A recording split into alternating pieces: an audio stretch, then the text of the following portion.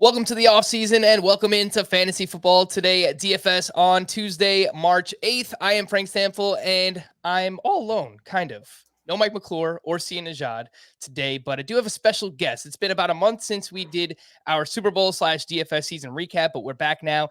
And here's the plan moving forward. Obviously, we've got quite some time before NFL DFS returns, but we want to get you content in the meantime. So we're starting an off-season interview series called DFS Deep Dives that will be released bi-weekly throughout March and April. And once free agency and the draft takes place, we'll have some player takes for you. Maybe we'll get you some best ball content as well. I know Heath Cummings is big on best ball, so might ask him to join the podcast a few times here in the offseason. But the opportunity here is to talk to some of the best DFS minds in the industry, which brings us to our first ever guest. And he is one of the mainstays in the fantasy football and the DFS industry. And you can listen to him on all of the casts, the Takecast, the Gilcast, and of course the Swolecast. You can also find his work over at SportsGrid. He is Davis Mattek. What's going on, man?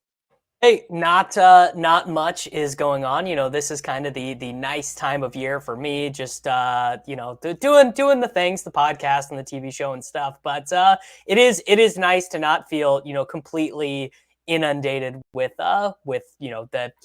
that in-season cycle where you're just always looking forward to the next thing like it does. By like week 10, it just gets insane. So this is the nice time of year. Yeah, I mean, normally this is a pretty busy time for me as well, but baseball's in a lockout. So all right, we're gonna try some things. We're gonna have some fun. I mean, what does your offseason look like right now, like this point in the football offseason? So right now, it's honestly just getting familiar with all of these prospects, running. I don't run any of my own models. So, checking Rich Rebar's models and Kevin Cole's stuff and just generating opinions on all of them. And also, kind of trying to figure out free agency stuff, because I'm in way too many dynasty leagues. So, trying to figure out how some of those things are. I sent out a couple trade offers for Calvin Ridley this morning, the now suspended Calvin Ridley. So that's kind of what it looks like right now. Yeah, very interesting situation with Calvin Ridley, who, missed a large majority of the season last year due to he stepped away from the game with mental issues. And then, apparently in his time away from the game was betting on football games and ultimately now is serving a 1-year suspension at least. I don't know, maybe longer, but it seems like the NFL just looking to make an example out of the first person caught doing this. And unfortunately, it's Calvin Ridley. I mentioned you can find Davis Mattek's work over at SportsGrid. I actually used to work at SportsGrid. I'm surprised that we didn't cross paths more often there, right? Like, obviously, we both do a bunch of fantasy-related items, but make sure you follow Davis Mattek on Twitter at Davis Mattek. That's Mattek. And speaking of crossing paths, I hit up Mike McClure, Sia Najad, and I asked, do you guys have any, background, any history with Davis? And Mike points out that you guys had 1 year of overlap at Kansas State. And he also told me that you guys met in a library on campus playing NBA DFS back in 2012.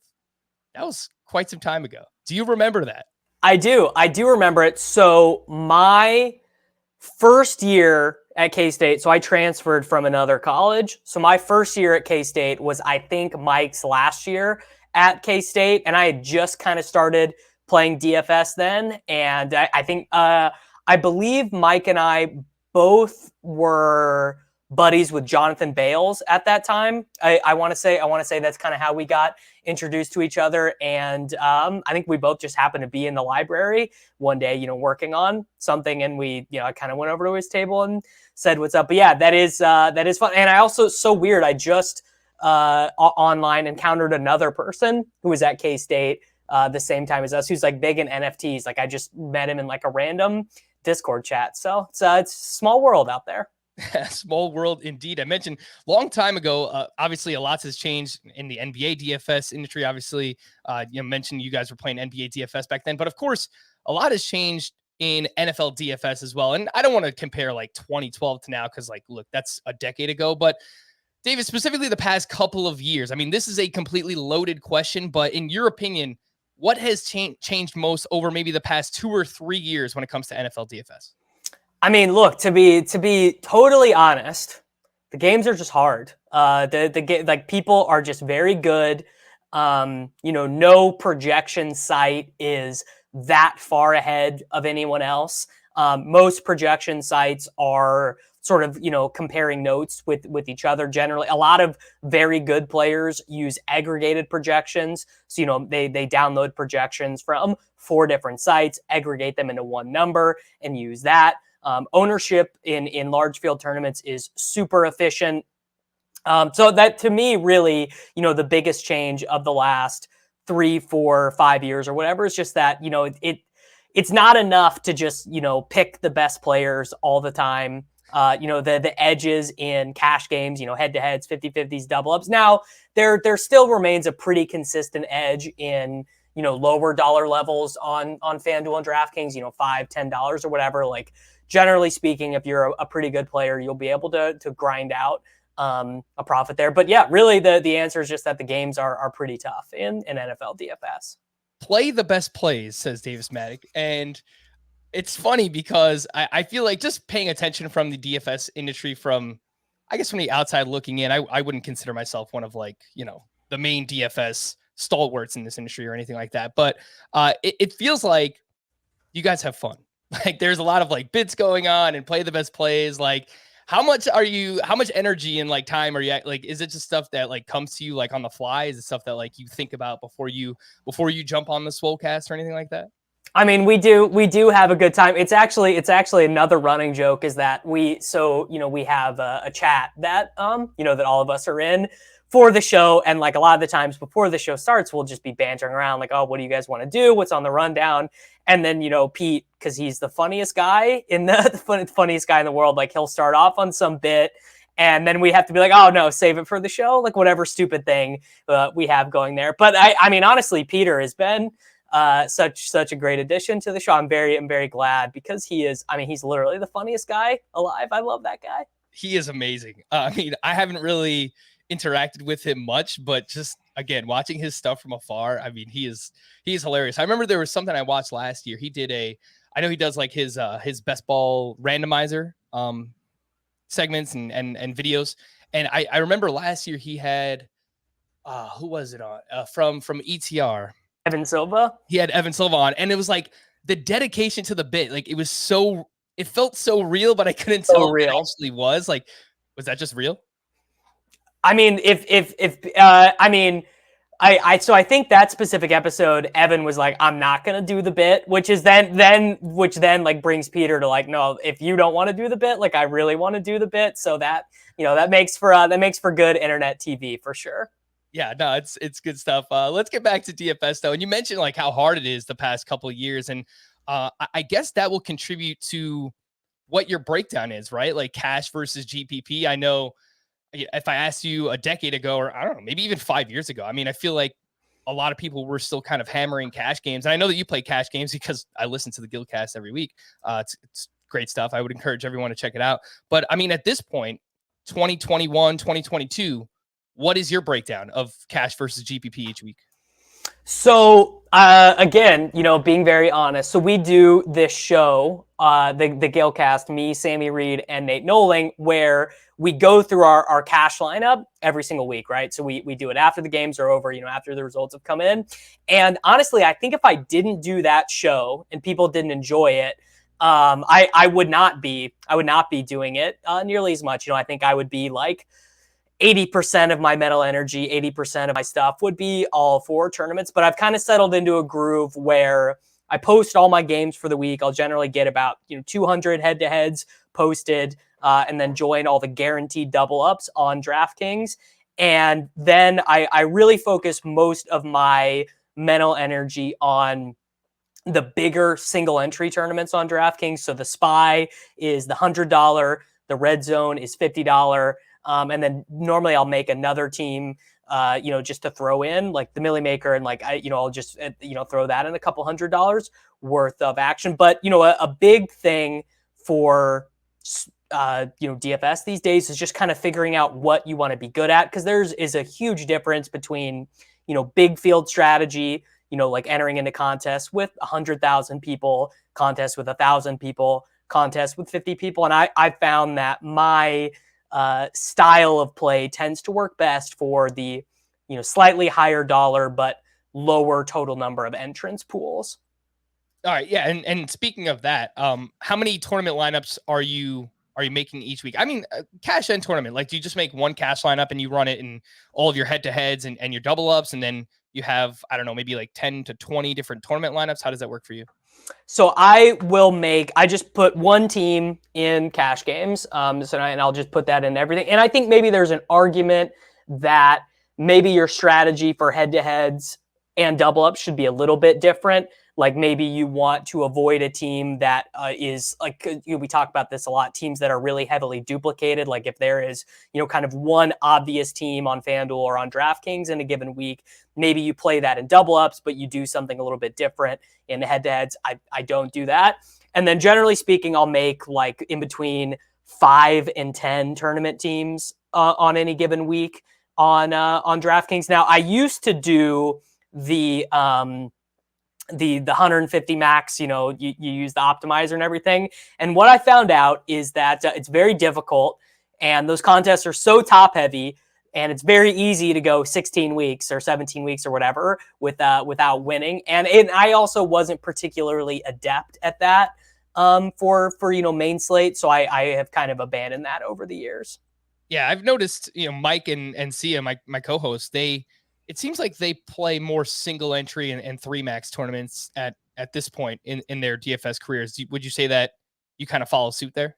Yeah, and I think that's kind of become fairly standard. I think you have seen some people who are really good at the tournament stuff. They do, all their content around that. And that is what they spend their week focusing on, right? Like it's all about, okay, what should my quarterback player pool be? What kind of rules am I creating? Do I want to have, double stacks? Like what quarterbacks are worth, not using stacked at all, and things like that. And then you've also seen it go the other way, where some people are like, all right, well, I'm abandoning that entirely, and I'm all about, entering into the single entry thing. And I think the single entry and the 3 max pools, I think those are a little bit closer to the thought process of what someone would be doing in a cash game. So it's not that you're, just playing the most optimal lineup or anything like that, but it is kind of like, okay, what's the best play? What are my opponents likely to be doing? What are the chances that, this game goes X, Y? So I think they're a little bit more similar. Whereas the mass multi-entry stuff tends to be almost like an entirely different skill set. All right. So I did not mean for this podcast to be hijacked by breaking news, but I know it's crazy. I feel like while I've got you here, maybe we should react to these things a little bit, but I am seeing that Russell Wilson has been traded to the Denver Broncos. This is, it's pretty insane because obviously Russell Wilson, a quarterback of his caliber, but not only that, like the Broncos, it seems like they are just a quarterback away. They have basically everything else set up. And then to a lesser degree, like Mike Williams went back to the Chargers. But do you have any like immediate takeaways on Russell Wilson to the Broncos and Mike Williams back to the Chargers? I feel bad for DK Metcalf and Tyler Lockett, who are, because it sounds like Drew Lock is headed the other way in that trade. And again, like this literally happened like 45 seconds ago. So maybe I'm wrong, but maybe Trubisky ends up being the quarterback in Seattle. I've heard that bantered about. I don't think they can go into the season with Drew Lock and Geno Smith as the quarterbacks, but no, just does not feel great for those guys, and feels pretty good to be Cortland Sutton, Noah Fant, Albert Okwuegbunam, Tim Patrick, Jerry Jeudy, Javonte Williams. That is going to be quite the offense. Man, how high will the helium get on Jerry Jeudy, right? Like he's probably going to be like a 3rd round pick. And he was so bad. He was so bad last year. The whole offense was bad, but he was especially bad. And you're right. He is going to be like a 3rd round pick. Oh man, that is just massive. Mike Williams too, back to the Chargers. So that probably ends like the Josh Palmer love. I don't know. Maybe they play him on like 3 wide receiver sets or whatever. But man, I was pretty excited about the possibility of Josh Palmer getting more run. Let's get back into the DFS side of things. And this might be a foolish question, but I feel like I've got to ask anyway. How much of your exposure on a weekly basis is like DraftKings versus the field? So I pretty much just play on DraftKings. And by the way, it's sort of like I know that that's not the most optimal way to be playing. The cash games are a little bit softer on FanDuel. And Yahoo has guaranteed overlay every single week and their big tournament. Like if I was playing DFS exclusively to make the most amount of expected value per transaction as possible, that wouldn't be the way that I do things. It's just like I'm a creature of habit, and that's what I've always done. I also had to pull a bunch of money off of FanDuel when I bought a house. Like 8 months ago, I took all my, I was like, well, I have money here, I have money there. And I was just like, you know what, whatever, I'm taking all this money off FanDuel and buying a house. And I haven't put money back on. But yeah, 85% of my action in a given season is going to be on DraftKings, which I don't even think is optimal, but it just kind of is what I do. Davis Mattek making money moves. Withdrawing off FanDuel and buying a house. That's pretty wild. Yeah, look, I'd be lying if I said, the first month or two into the season this year, I was getting crushed on DraftKings. I'm like, look, I've got to try something. It's so easy to get crushed. I was like, why don't I go to Yahoo? It feels like, things are much softer there, or FanDuel, and just like try and, win as much there as I possibly can. And I don't know, just like kind of compare and contrast to DraftKings. But you're right. I mean, you kind of led this all with, it's hard. Like playing on DraftKings is hard, man. Like that's where the smartest people are playing. There's that is a big change too. Talking about things that are changing. The dominant content site used to be FanDuel. Like you tune into a live stream, they're talking about FanDuel. They're referencing, FanDuel prices and things like that. And I'd say 5 years or so probably is the most dominant change. But now, DFS article, podcast, whatever, they're very likely to be using DraftKings salaries, DraftKings strategy, because that's the thing is like the strategy is very different on DraftKings than it is on FanDuel. Double stacking, you really need to be doing on DraftKings, whereas like on FanDuel without the bonuses, and only half point PPR, it's actually like a little bit less necessary.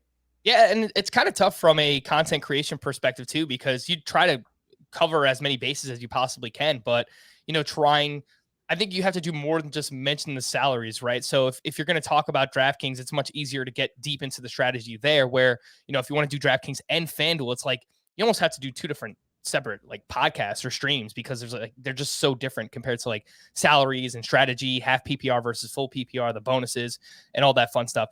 You mentioned double stacking, which will lead us into lineup construction. But before we do that, I do want to take a quick break here. But when we return, lineup construction on Fantasy Football Today DFS. All right, so let's talk first about cash lineup construction thoughts. And in cash this past season, I found myself, and maybe it's different for you, but obviously we'll talk it through. I found myself spending up more on the elite wide receivers and quarterbacks and just eating the chalk on low to mid running backs this past season. And I know usually in the past, high-end running backs, they have the highest floor. They're the most projectable players. DraftKings may be a little bit different because it's full PPR, but Cooper Kupp was just on a different level this past year. He averaged almost 28 DK points per game, almost 4 fantasy points more than Jonathan Taylor.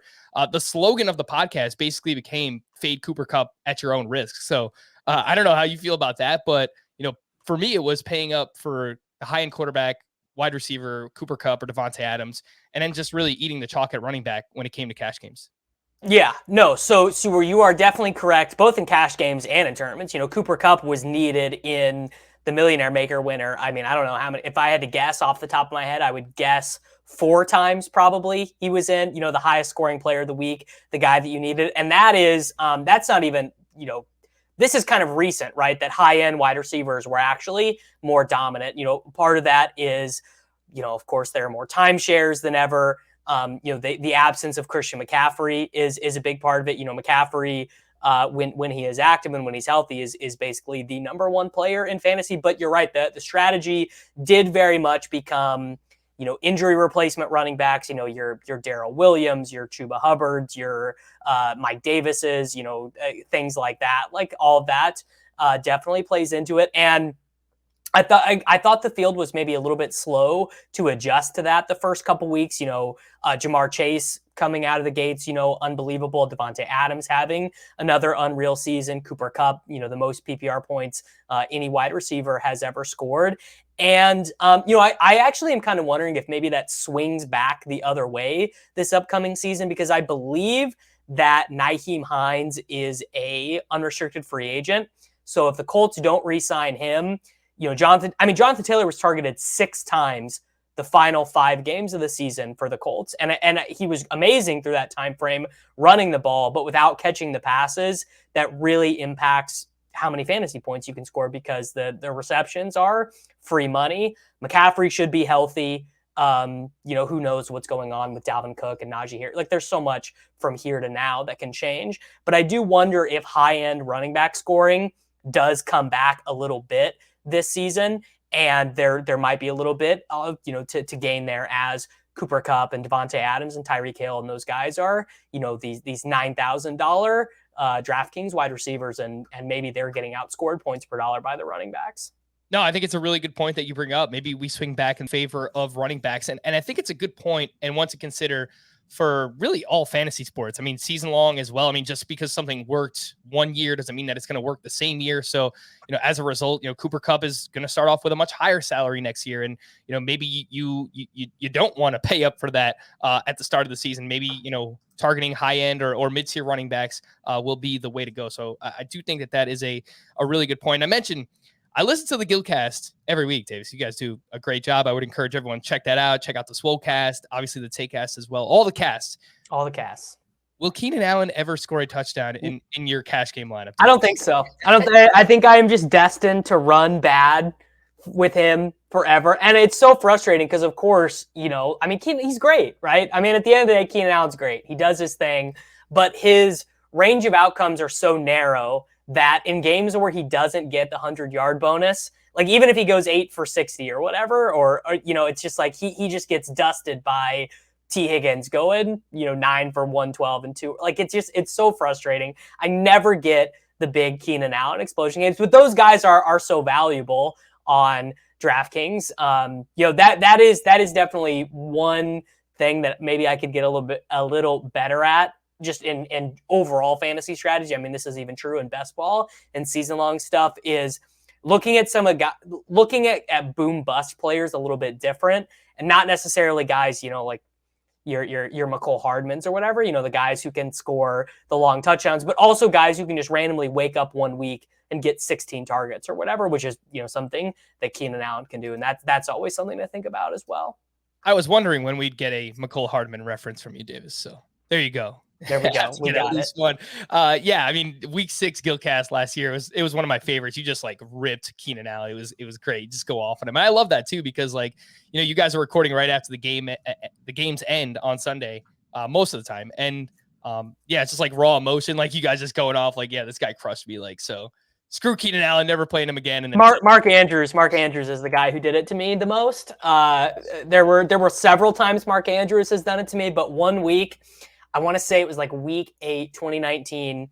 He dropped a touchdown that would have gotten him over the 100-yard bonus. It was a 14-point swing. And everyone knows Mark Andrews has the drops. And I have such a clear memory of it just being right in his hands. He's in the end zone and it just slips out. That playing NFL DFS cash, you'll get a lot of moments like that are extremely frustrating. It's not great for your mental health. Anyone out there who's considering it. Let's move over to GPPs. We obviously you mentioned earlier, what kind of formats you like to play in, your favorite tournament that you like to play in as well. What about just game theory, right? So you mentioned earlier, double stacking, and of course just stacking in general is huge in DFS, and I understand why it makes sense from a GPP perspective. If you find the under the radar game that's going to go off, where it could be potentially lower owned, obviously you can create so much leverage on the field by just scoring fantasy points from players that other people don't have in their lineups, obviously. But I felt early this season, I was forcing stacks and bringbacks in spots where I shouldn't have. I mean, have you found yourself doing that? It feels the past couple of years, especially, it's people are double stacking and triple stacking and finding ways to bring players back on the other side. Whereas I don't know that every situation calls for doing that. especially when making GPP lineups. What do you think? I mean, the cop-out answer is that it doesn't work all that often, but when it does, you just have these super unique rosters with guys who are 2% owned, maybe even less than that. And also it does increase the correlation. Correlation is super important. I mean, there are people who are smarter than me, better DFS players who can explain this in a different way, but kind of the hack way that I've explained this in my brain is correlation makes the price wrong, right? Because the idea is that all of these players project for, their X amount of median points, but every touchdown pass that Patrick Mahomes throws to McCole Hardman makes it more likely that Derek Carr and Hunter Renfrow are going to need to throw more. And every time that Derek Carr and Hunter Renfrow complete a first down, whatever, move down the field, score a touchdown, that makes it more likely on the other side that Mahomes is then going to have to be throwing more passes to Travis Kelce. It's like if you go into any projection software or whatever, and you start to fiddle with things around, and I moved the team total 4 points higher for the Denver Broncos. Well, all the median projections for their players went up. I moved their pass rate from 48% to 60%. Oh, that really changes, X, Y, or Z. So that is why stacking is so important. I will say, I think people probably did get too comfortable with the double stack, double bring back, and especially, doing it in games where it was not optimal to be doing so. But it's, again, it's very easy to say, well, it's not optimal when it doesn't happen. Then again, because it's also all about creating leverage on the field and having your incentives not aligned with your opponents as well. Yeah, I think the example that I use a lot this past season was, obviously you want to target teams that have high implied team totals on a weekly basis, but if there's a massive spread in the game, like let's just say the Bills and Jets, for whatever reason, you want to stack Josh Allen with Stephon Diggs and Dawson Knox. I mean, a spot like that, like maybe it probably doesn't make sense to bring players back because the Jets' offensive efficiency is just terrible. And there's a huge spread in this game for a reason, right? Like just like the Bills' implied team total is going to be really high, but the Jets, that's the most obvious situation where I think people were overstacking, where it would be like the Bills against the Jets, the Chiefs against the Chiefs against the Jets, the Bills against the Jaguars, or the Buccaneers against the Falcons, or something like that, where it's like the underdog team here has like a 17 implied point team total. The better ones for those are sort of like the 48 point total between the Vikings and the Packers, or the Vikings and the Rams, or something like that, where it's like good players on both sides. Both quarterbacks are pretty adequate. Nothing about the game is jumping off the page, but if, one team gets ahead early, a long touchdown gets scored, then you're viewing yourself at a potential shootout. All right, I got a few more questions here before we wrap up. I don't want to keep you too long, but do you track your winnings on a weekly basis? I know, watching guys like Adam Levitan, he does like a season recap where he talks about like all of his like ROI on cash games versus GPPs and so on and so forth. Are you doing something similar throughout the course of the year? Yeah, I mean, I have a spreadsheet where I just keep track of the money that I entered and the money that, money entered, money returned at the end of the day. Also, I mean, there's software out there that will do that for you as well. When I was like more seriously grinding DFS, trying to make it more than like I'm more than a DFS hobbyist, but I don't play it, with the idea that like, oh, this is going to be a significant chunk of my income as much these days. And I use the Roto Tracker software. I actually think I still have it, but I do the spreadsheet for NFL DFS. And honestly, I mean, it is a good idea just because it's pretty easy to convince yourself you're winning or breaking even if you're not, especially if you're playing like a bunch of different sports at the same time too.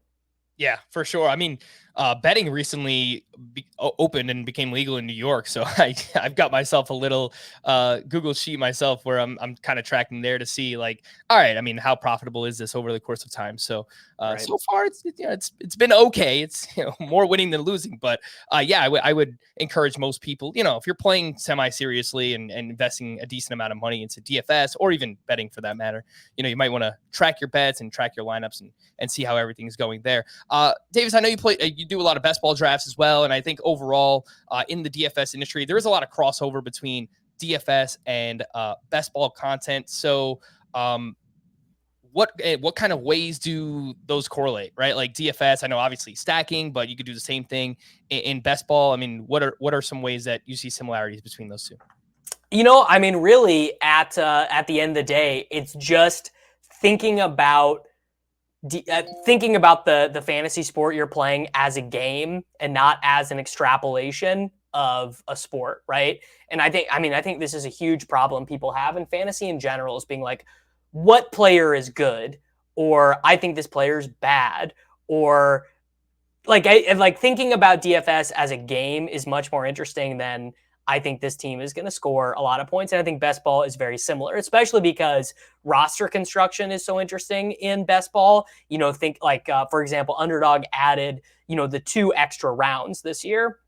And so everyone's like, oh, well, yeah, I'm just going to take 3 quarterbacks every single time. But then that goes, okay, well, if 10 teams in every draft are taking 3 quarterbacks, does it actually make more sense to have the unique roster and say, I'm going to take 13 wide receivers or whatever, 11 wide receivers or an extra 2 extra running backs, an extra tight end. And so I just think in general, the skill sets that really translate are, thinking about the games as a game and not just as a translation of how well you understand football. Yeah, I've noticed the past couple of years, obviously I host the Fantasy Baseball Today podcast as well. And I've looked at it more as which players can return the most on investment. So, I mean, I guess I'm not really looking at things from just like a pure baseball perspective, but more so as like a game, like where can I gain the most advantages throughout the course of this and finding players that can return that the most investment, whether it's in the middle, later rounds, whatever it might be. So I think there's obviously some crossover there between, best ball. I mean, look, you're trying to find players, later on in your drafts that obviously can hit big. I mean, are there any players or teams or maybe stacks that you find yourself kind of gravitating towards? I know we were talking beforehand, like you haven't done too many best ball drafts yet, but I have a feeling you're going to do quite a bit. Yeah, I definitely will be. I definitely will be getting pretty deep into them here pretty soon. I mean, the team that I find most fascinating right now, without information, is the Cowboys, because I think they're probably going to add a rookie wide receiver. Whether it be Treylon Burks, Jameson Williams, whoever. They're going to cut Amari Cooper. Michael Gallup is not going to be ready by week 1. They just franchise tag Dalton Schultz. And, they also were carrying around this huge anchor, right? They're carrying around Ezekiel Elliott when Tony Pollard clearly, looks better. And I get, Tony Pollard did have 1,000 yards and 6 touchdowns this most recent season. And especially in best ball, when you don't have to choose when to start him, those are, very usable numbers. So I think that, like the secondary Cowboys, I'm just really interested to see how high can Dalton Schultz go. If the Cowboys do draft Treylon Burks, is he going to be going where Jamar Chase was going in drafts this most recent season? If there's a bad update on Michael Gallup's health, is Michael Gallup, like if we get to June and Michael Gallup is, behind schedule in his recovery, do they re-sign Cedric Wilson? Do they, sign Isaiah McKenzie in free agency? Do they trade for Cole Beasley back, right? Because the Bills said, we'll let you explore for a trade. Like, there's just a lot of ways they can go. They scored the most points in the NFL in this most recent season. And they're going to look a lot different this upcoming year. So I think that'll be interesting for the market to digest. All right. When it's all said and done, by the time we hit week 1 of the NFL season, how many best ball teams are you going to have? Week 1, I bet I'll have 500. I bet I'll have 500 best ball teams drafted. Because let me tell you a life hack. Everyone listening to this, great life hack. Wake up in the morning or whenever you go to the gym, get on the Stairmaster, put it on 6, and just be like, I'm going to do 5 drafts. I'm going to do 10 drafts and just sit there for an hour, hour and a half, and you'll burn, 800 calories or whatever, and you will have and the time will just go by like that. That is my number one life hack for people these days. Geez, are all these like 10 or 12 teamers? I've seen some people do like, 6-team best ball leagues and 4-team. Like what's your favorite way to play them?